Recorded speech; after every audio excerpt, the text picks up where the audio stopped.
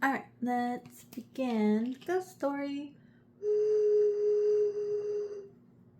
We are almost near the end of the haunted house experiences, although I did have several nightmares for several years, being dragged back into that house where I was trying to escape a ghost. So I got over it, but I'm fine now. But I didn't want to touch about, there are like a bunch of little things. In my second eldest sister's room, she had a vortex in her room. I'm also listening out for my eldest sister in case she comes home, because she's only gonna be out for a little bit, and it's awkward. So, for me, anyways, so there was a vortex in my second eldest sister's room. And she knew that because there was a spot on the wall. She couldn't hang anything up. And at one point she had, I guess, a large poster over it. And it crumpled it and it started to like twist and turn on itself. And it ruined the poster. And she was like, I think I have a vortex in my room. So... which is weird because I don't think she had that many experiences in there, but then she turned off her ability. So they could have all been messing around in that room and she just didn't pick up on it because she had turned off that ability. She had asked for it to be gone because she can handle it. Not everybody can handle ghosts, and that's okay. But yeah, so she had a vortex in her room. I don't remember. Oh, I do remember one more thing. The bathroom that was across from her room had water bugs, and the water bugs would come up through the pipes, so she always had to keep the sink closed. Otherwise, the water bugs will come out and go everywhere. So add that to the list of vermin and insects in that house. I'm trying to think. I don't think we had many spiders in that house. Not really. Which makes sense because there's so many ghosts. To me, spiders are like protection. So if you have spiders around your house is protect. It depends on the spider. Most spiders are just protectors. Some spiders are like weird thing. Anyways, so there was that. I think I did mention many voices. You know when you fall asleep and you're right in the in-between? Some people report hearing like conversations. It was like basically a lot of radio static channels going off. Sometimes I could get a clear conversation and sometimes I couldn't. But I usually try to drown that out with music. We did make the mistake of watching The Exorcism of Emily Rose in the house. Don't do that. If your house is haunted, do not watch scary movies. It gives them ideas. It is the worst. Don't do that. Watch The Ghost Whisperer. Help them go into the light, which I did afterwards. I just started like spamming Ghost Whisperer episodes all the time because I was like, go into the light. But so we watched The Exorcism of Emily Rose, which was one of the only like exorcist movies that actually like made me feel something. And after the movie was done, I went by myself to the bathroom, to our bedroom bathroom, and I sat down. And the closet door, because the closet door was like a sliding thing. And remember, the closet is right next to the toilet. So I sat down to go potty, and the closet door started going, and it started rattling really hard. And I was like, if you don't stop, I'm going to the bathroom. Knock it off. I was scared, but I was trying to play it off like super annoyed. So it did stop, but I think that might have been the little boy. But yes, if you live in a haunted house, do not watch scary movies in said haunted house because it gives them ideas. So That was the only time the bathroom closet rattled like that. But I was kind of on edge. So, yeah.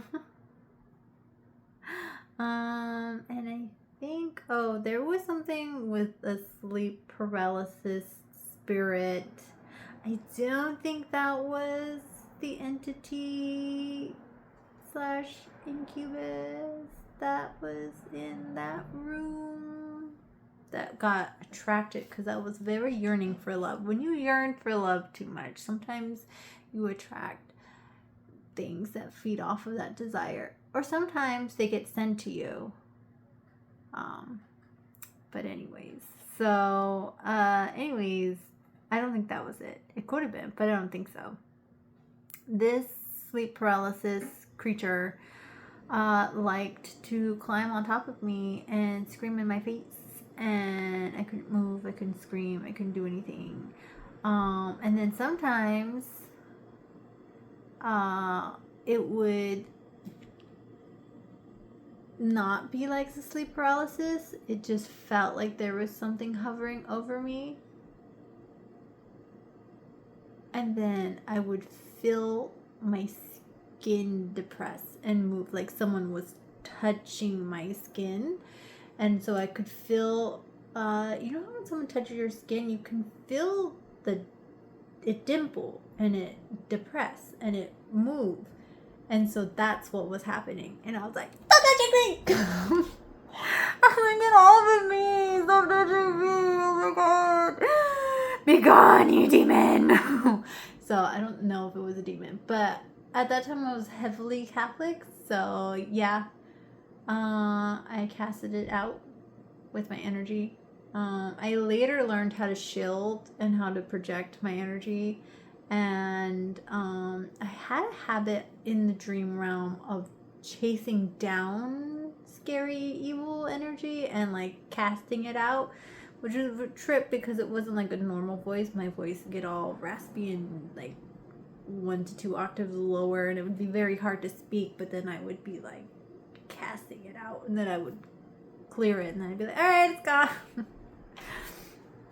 Kind of like Galadriel when she is casting Sauron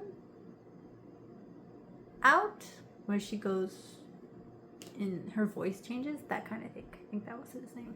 Anyways,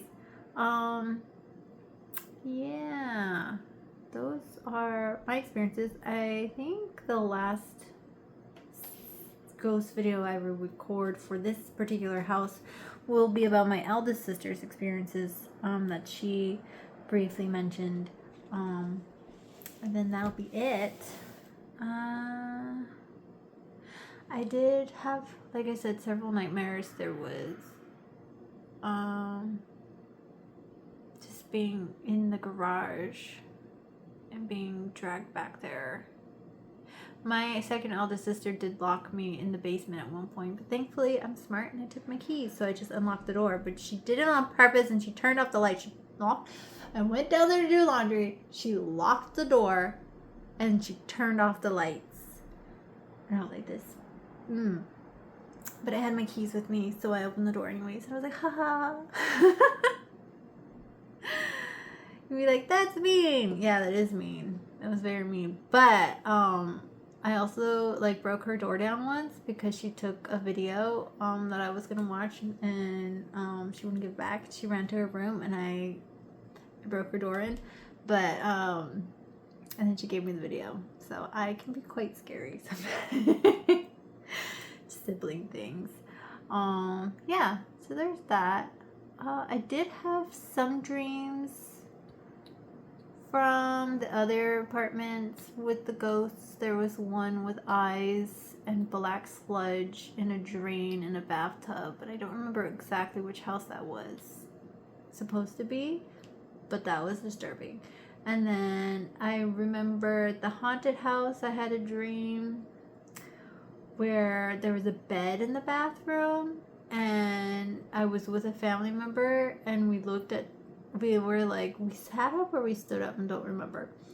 but we had been cuddling, and I had got up, female family member, duh, but I had got up, and she had put her hands on my ribs, and then she dug in, and it felt like her nails were growing into my rib cage, and it was so painful. It was so painful. And then I woke up, and then there was, oh yeah, at the family house, I actually had a dream where my mother stabbed me in my side, and I woke up, and I went to the bathroom because that's how real it felt. And I looked, and I had a scar right where she stabbed me that I'd never seen before. But also it's very hard to see my side from my angle. But I was like, where did that come from? I'm pretty sure it came from soccer because I was a goalkeeper, and I had a lot of scars that I didn't know about from soccer. But that was a weird ghost dream. But that was pretty much it. And yeah, I'll try to think about other ghost stories I may have, but I don't have that many left, I think. So I think the series is almost done. Let me know if you want me to talk about anything else. Yeah, take care. Bye.